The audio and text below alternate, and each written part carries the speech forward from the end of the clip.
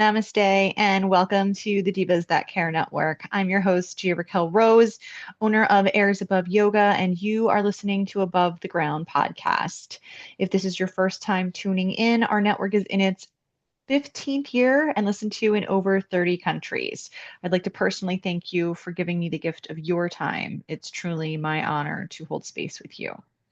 And we've been going with the theme of surrender for the past few episodes. And I will be completely honest with you guys. I was struggling for the Ayurveda nutrition episode, thinking, how do you surrender? Like, what foods do you surrender to? And it finally hit me because, I love how God, universe, spirit, whatever you want to call it, I love how it works. And before I was getting ready today to come and record this, I realized fasting, no foods, and how that can be, a definitely spiritual, if you want to go that route, in not just Ayurveda, but if you practice traditional Judeo-Christian religions as well, fasting is definitely plays a massive part when you talk to people that have a developed or in-depth spiritual practice of whatever form it might be, religious or spiritual. And again, no judgment, complete and total honoring of all beliefs here, safe space.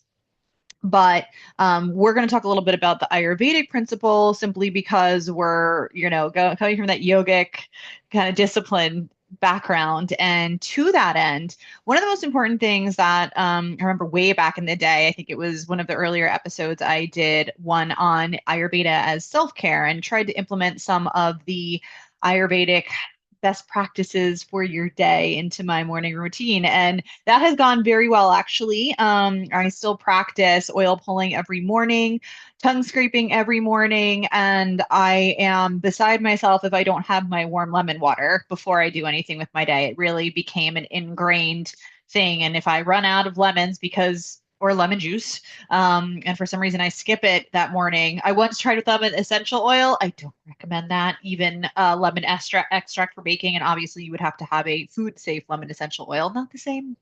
You really either want the, unsweetened organic lemon juice, or if you are game for it, a proper cut up lemon and warm water to kick off your morning. If you need to put a little a little honey in it, that's okay. I go straight for it.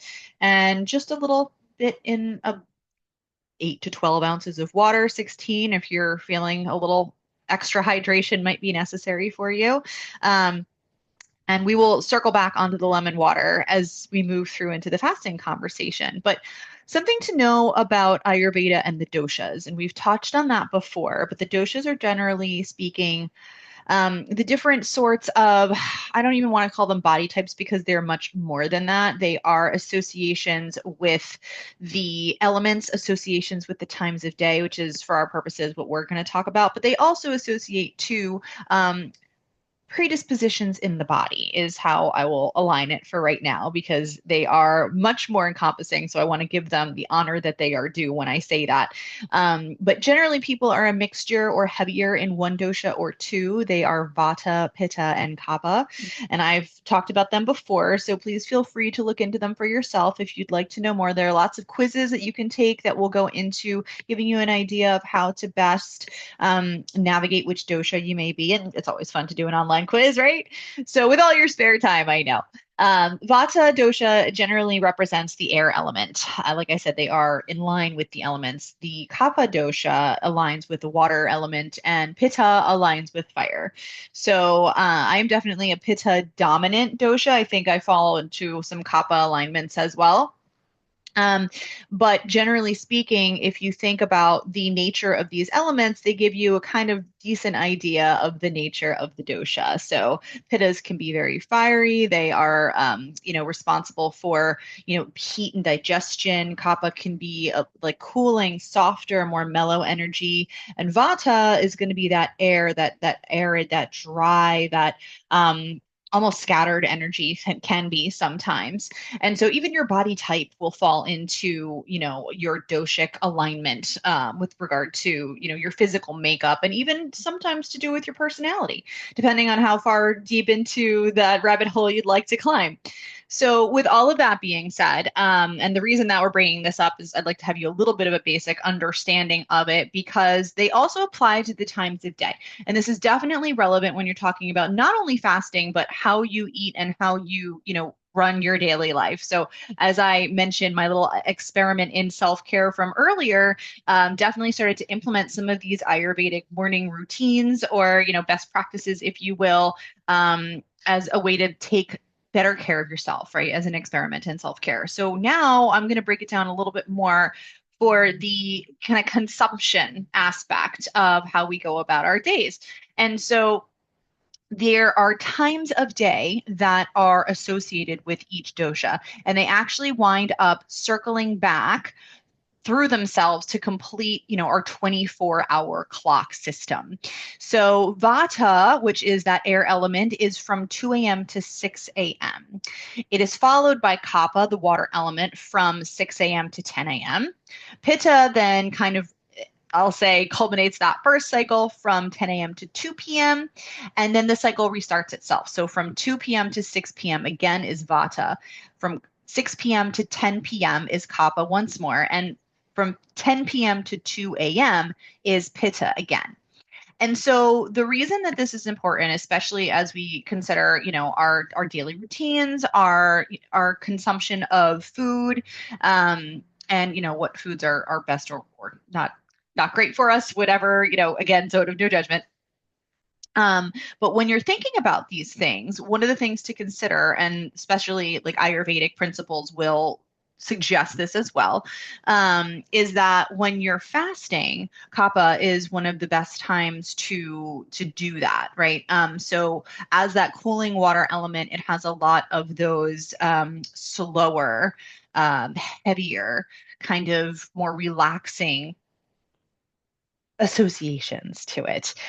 Whereas Vata has a little bit more of that um, air. Think of the things that you associate with lightness. Again, I don't want to use the word scattered in a negative way, but breezy might be a better way to think about it. And whereas fire is that consumption, right? That like that deep passion, that kind of an idea. So to that end, one of the reasons, and a lot of this is not just Ayurveda, but Ayurveda does say that you should have your largest meal in the middle of the day, which is in that pitta energy, right? That heavy pitta, so that your digestive fire, the Agni, the fire in your belly is able to digest that food. And we've all been told since we were little kids, even if it feels great to eat a bunch of chocolate before you go to bed, don't do that, right? You want to give at least 2 hours, if not 3 hours, to your body after eating before you go to bed. And Ayurveda is definitely big on that principle as well.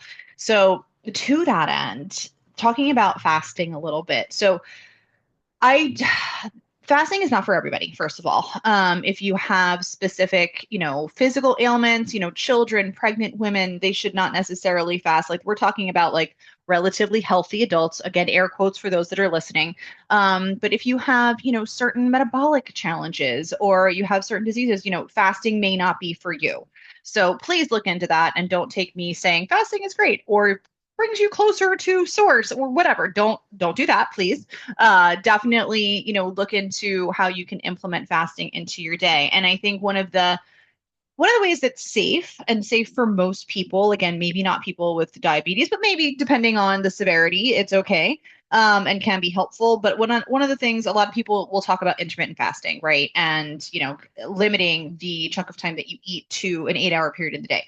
And what I like about that is I think that that is an excellent way to begin to bring the concept into your reality safely. Ayurveda can suggest up to one day or 24 to 36 hours of a fast, whether it be a water fast where maybe you can have a little lemon in the water, but literally like a water herbal tea fast, no caffeine, obviously no alcohol or drugs, but no food, essentially, maybe a little bit of lemon in the water, but herbal teas, that kind of a thing. That's one way that you can do it. But that's pretty aggressive. And so I don't want to recommend anybody do that unless that's something that you feel that you're working up to and you are consulting with your doctor and it's for your own intents and purposes. And it's something that I actually aspire to do. And I will be very honest, I have not ever fasted for that length of time. But I've definitely played with intermittent fasting and that 8 hour period. And I think that that's a great way in alignment with the Ayurvedic calendar to try. If it's something that, whether you're looking for weight loss, whether you're looking for, just a little bit more of a conscientious mindset towards your health, whether you're looking for a way to maybe reduce some inflammation in the body, there are a lot of benefits that come into fasting. It can give your digestive system a proper and true break. So there are, aside from the potential, again, quotes, air quotes for people that are not watching this on YouTube, the potential benefits for, an 8 hour consumption period of time during the day can be, truly beneficial. And if you are considering messing with that or implementing that into your day, then one of the Ayurvedic principles that coincides with that is to begin that fast or have that fast end, I should say, in that pitta period of time. So, and even vata is completely acceptable for for food consumption. Okay, so I don't want to say that there are times of day that are, you're not allowed to eat, and according to Ayurveda, that's not what I'm saying. It's just recommendations based on the elemental cycle of the dosha in Ayurveda responding to the time of day. And so essentially, the quote unquote best time to break your fast, right? Breakfast, break your fast, is going to be between 10 a.m. and 6 p.m. So if you can start potentially by when you wake up in the morning, and here's where we start to have ideal and reality conflict. So if you talk to anyone who's not coming from an Ayurvedic standpoint and looking into intermittent fasting as just intermittent, quote, the air quotes again around intermittent fasting, coffee, even though it does have caffeine, does fall into the into the intermittent fasting acceptable beverages during a fast period. What does not fall into those kind of parameters are the cream, sugar, whatever you put into the coffee. So in theory, and I know I've had a lot of friends and I've been guilty of this too, kind of, sheepish hand raise, where, like I remember even being in college or high school and I would just drink coffee all day and then, eat after school. But it was Starbucks with, vanilla syrup and cream in it. So it super did not count as intermittent fasting. It definitely wasn't a healthy choice. Thank goodness I kind of cut that out as I got older and smarter. But think about that. And I've heard people say, oh, well, it's just a little bit of creamer. It doesn't count. I'm going to be a stickler on that and say, if it really does fall out of those parameters, especially when you're talking about dairy and you're talking about sugar, those really do play a part in the body. And so, yeah, unless it's black coffee, maybe the caffeine, maybe we can look away and kind of like dodge the caffeine being an issue. But what we can't dodge is, dairy and sugar coming in, even in small amounts before you break that fast. So if you can stick to black tea would be even better. I understand of all the things that I've given up in my life, I've lowered my caffeine intake and switched to a mushroom coffee, which I love. But I have not entirely cut out caffeine because it is a dear friend of mine. It's probably one of my last vices that I'm holding on to with dear life. So again, I will remember that all of these things are coming from a place of accessibility to where you are, trying to meet you where you are, which is why you will not hear me say, yes, you should absolutely start a 24-hour fast and drink nothing but warm water with lemon. No, don't do that, especially if you've never fasted at all and you're used to just eating willy-nilly throughout your day without any consciousness behind it. I'm not judging that, but you're certainly not like, let's not go from 0 to 60. Okay. We want to think about ways that we can subtly implement this. And I think that even starting to, say, okay, and again, we talk about the kapha vata transition. Can you even get home to eat dinner at 6 o'clock? For a lot of people, that's not reasonable. That's not a reasonable expectation. Can you slide that back 2 hours, let's say from 12 to 8 p.m.? Sure, you can. Intermittent fasting absolutely says have at it and do that. Ayurveda still says that once you start to creep into that kapha evening time once more, which again falls into that 6 p.m. to 10 p.m., we want to try to aim for as close to 6 as we can to finish with digestion. And I will say that does apply in theory again to even those lovely, hot cocos at night, or putting cream in your tea. That's gonna break that fast at night too. So you're really talking about, and I'm guilty of it. I have a sleepy time hot cocoa that I absolutely love, and it's helped me and brought the quality of my rest up loads, and I really really appreciate, and well, I'm not the only one who really enjoys this newfound nighttime beverage, but it does cut into that fast. And so, if I were to do the complete fasting, you would stop that, right? As close to 6 p.m., maybe even 8 p.m. as you can.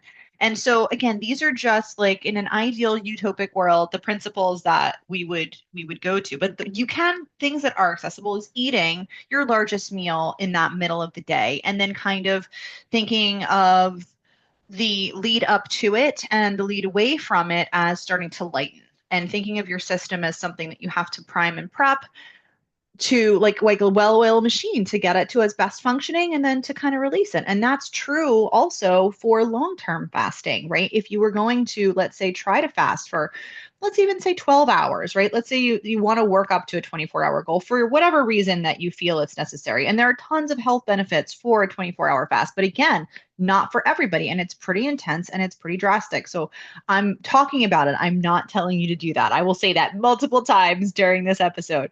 But just think about, for yourself, if you have a goal of fasting, if you've never tried it and it sounds interesting to you, how would you go about it? And maybe you want to work your way up to it, because there are other types of intermittent fasting that talk about um, days of the week, 2 days a week that you fast, and then the other days of the week that you eat kind of, I don't want to say whatever you want, but conscientiously. There's a lot more freedom to those days, where maybe you limit yourself to 500 calories 2 days a week. That's another type of intermittent fasting.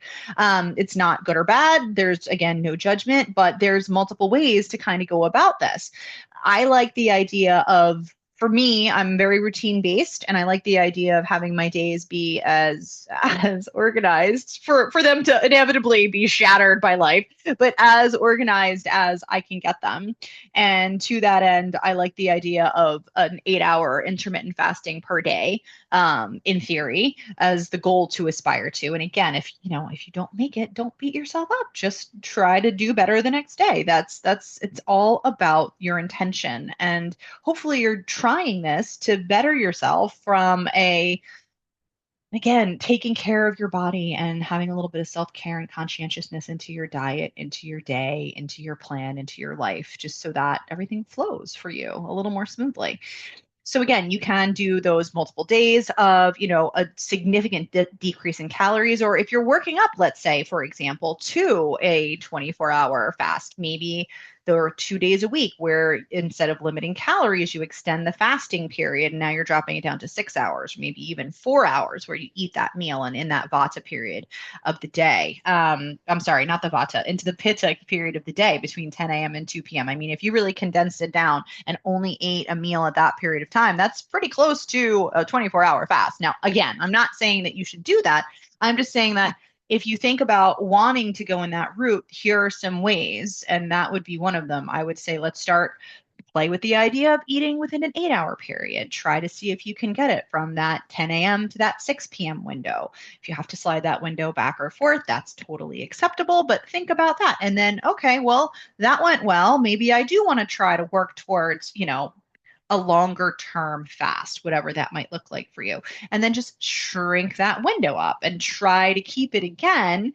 Try to do your best to not start eating super, super late and really crunching into that kappa evening time. Try to shorten it towards the middle.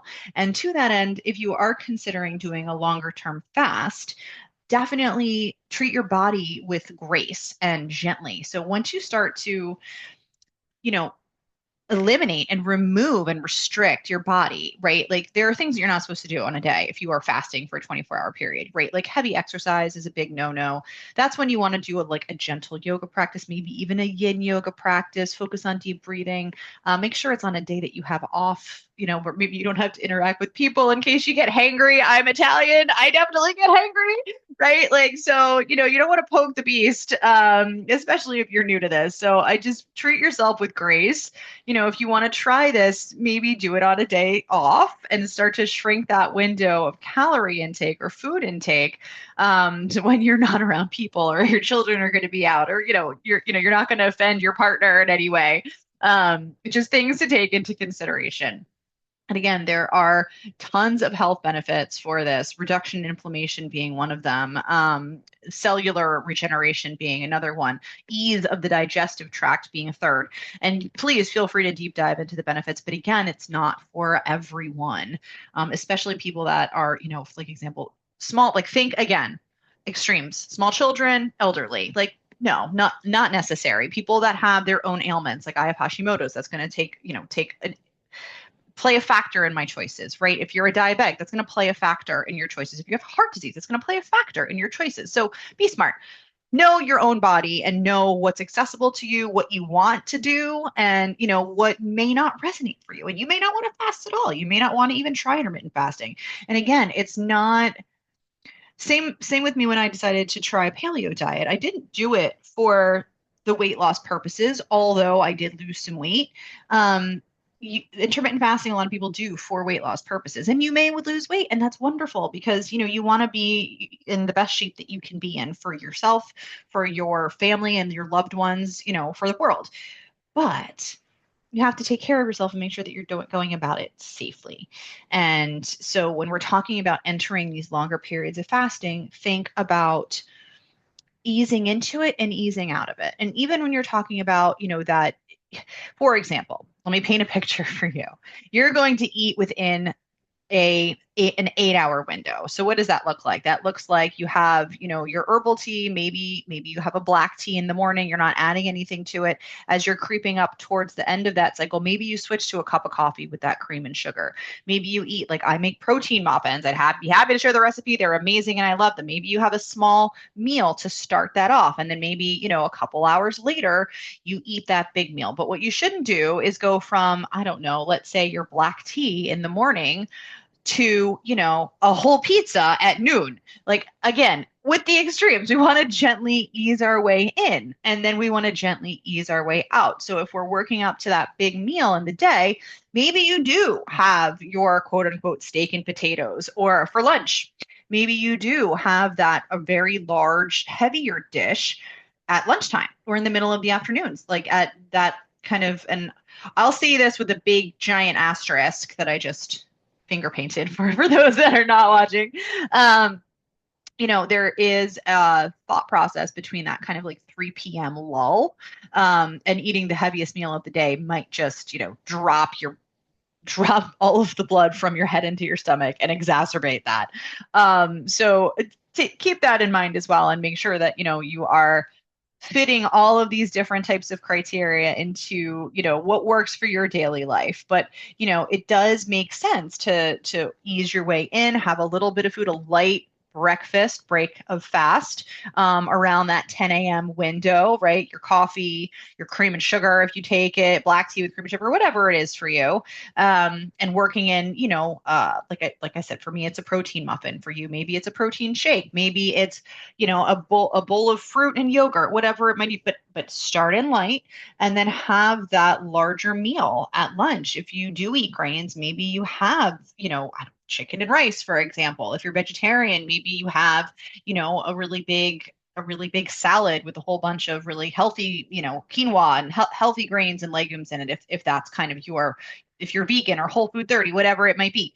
And then if you are transitioning to the evening, that's when you're going to want to have, that lighter meal, whether it's a salad, whether it is, even if you have a sweet tooth and you save a little bit of dessert and you kind of, you slide that scale down so that you think of your meal as a bell curve, right? Your consumption as a bell curve.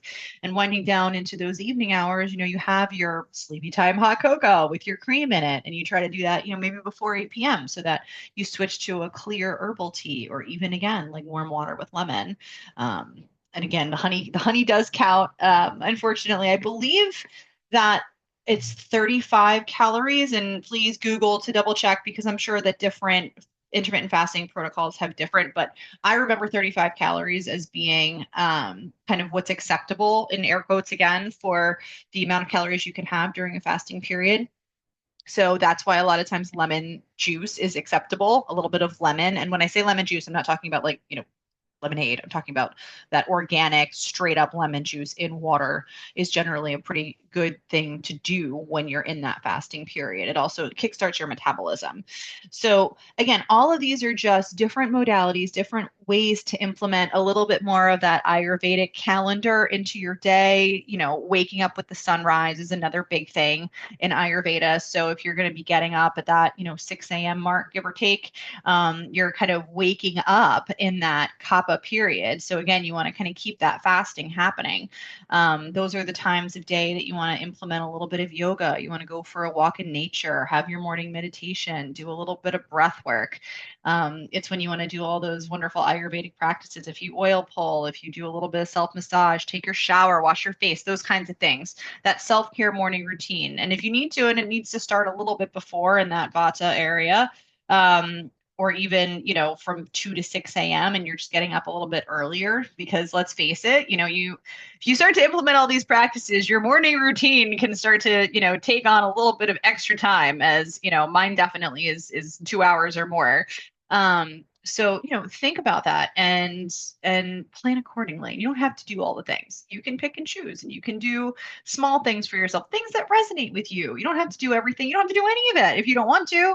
But these are just, holistic practices from a yogic mindset, from an Ayurvedic mindset, um, that go back to, putting yourself first and taking care of yourself in different ways and taking care of your body and trying to give it a break, right? So we talked a lot about surrender, and fasting is surrendering your digestive system. It's surrendering, the work that it does. Because if you think about it, and I know that we've all been there where, we've eaten late or we've gone out and we've gone drinking or whatever. You come home and you eat a bag of potato chips or, like frozen leftover pizza, whatever it was. I'm going back to my college days thinking about all this with my awesome Starbucks addiction.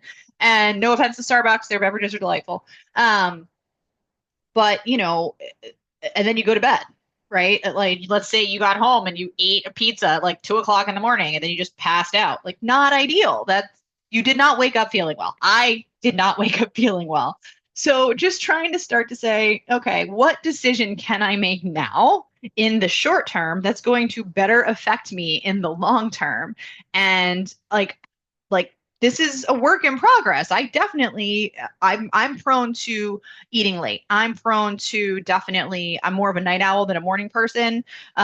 Just pure confession, and so like these are challenges for me too. It's not like, I don't wake up bright-eyed and bushy-tailed at 5 o'clock in the morning, just ready to take on the day. No, absolutely not. No, I'm groggy and exhausted and miserable first thing in the morning. And generally I get side eye from both my dogs when it's ready for me to take them for their morning walk. But to that end, I do a walking meditation when I walk my dogs in the morning because it kind of kills two birds with one stone. So you have to take these practices and fit them into what works for you, right? If you don't have the extra 20 minutes because you have dogs to walk or children to get ready for school and you're doing the best you can, that's all any of us can do, then you say, okay, well, what can I do, right? What can I squeeze in? What can I fit to make it work for me, right? Like these are just ways that you can start to think about how you can best benefit yourself so that your best self can benefit the world around you, whatever that might look like. So I just want to, give you guys these options, make complete confessions about myself that, I am not on any kind of high and mighty horse. These are things that I've taken time to implement. And, a lot of times I've given myself or created the time to do it, but, zone of no judgment. I'm not telling you to get up 3 hours before you have to be somewhere and to do all these things. I am saying that if some of these things interest you or resonate with you, if you want to try a fasting protocol, it might be something to look into and see how it works for you and how you could make it work within within the life that you're already living so that you can reap benefits from it for your physical well-being, your mental well-being, your mind, body, and spirit. That's what this is all about. It's just about being the best version of yourself that you can be. And if there's any way for me to help you do that, I would love to. And definitely there's some great ways that Ayurveda, it's been around for thousands of years, great ways for Ayurveda to, bring some cool outside the box, like self massage with oil. Like who, I don't do that. We get out of the shower, we put moisturizer on. Well, if you're talking about Ayurveda, they would do it differently. They would dry brush before they get in the shower, and then they would put oil on and let it soak in for 10 minutes and then rinse it off. So you're still moisturizing, right? It's just a different way to do it. So I encourage you, if any of this resonates for you and sounds interesting, to kind of look into some of those self-care practices that Ayurveda teaches, and also take it with a grain of salt. As if you remember, my dear friend Jason DeSalvo was on, and we talked about, the fact that there's a lot of Ayurvedic tradition steeped in dairy, steeped in, ghee products, which I personally am a big fan of ghee because it is a paleo option for butter. And I do think that it does have some health benefits, although he would argue with me, and that's okay. Um, to each their own and with respect. But there is, they are big advocates of dairy and cow's milk a lot. And I personally, as being paleo, can't have cow's milk anymore. So, take everything, like I said, for what fits into your life and what resonates with you and what helps you, what works for you. And, if it resonates with you, like that lemon water, for example, if you are doing a fast, lemon water can completely, get you through that fasting period. You can just sip on it, and measure it out so that you're not exceeding the calorie. But that would definitely help you as you move through that period before you can have your first, coffee or tea or whatever it is of the day if you're adding things to it. So, and now for me, I feel awful with like I'm addicted, hopefully in a positive way, to having lemon water in the morning.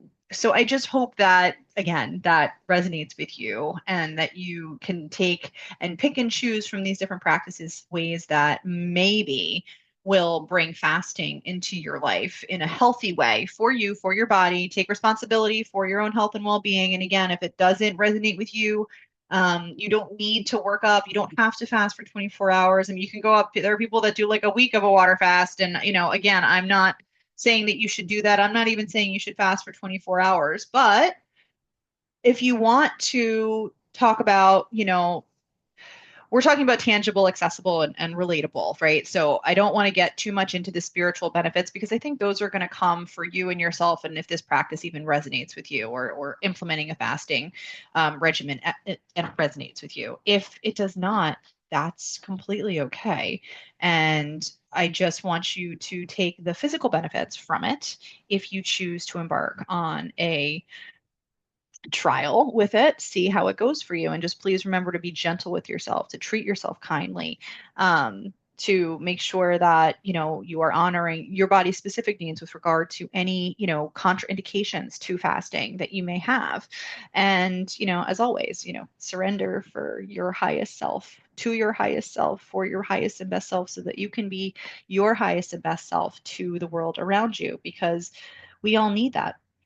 We need that now more than ever. So I just want to thank you, so very much for giving me the gift of your time. I appreciate each and every one of you for sharing this space with me. And I'd love to ask you to please share the same with your loved ones. For more goodness, follow me on all the socials at Above the Ground Podcast, or visit my website, airsabove-yoga.com. And definitely check out not only my other episodes, but all of my amazing sisters on the Divas That Care network. You can find us on SoundCloud, Spotify, Odyssey, Apple, or anywhere else that you may feel guided. And again, my name is Gia-Raquel Rose, owner of Airs Above Yoga, and you are listening to Above the Ground Podcast, where every day is a good one. Namaste.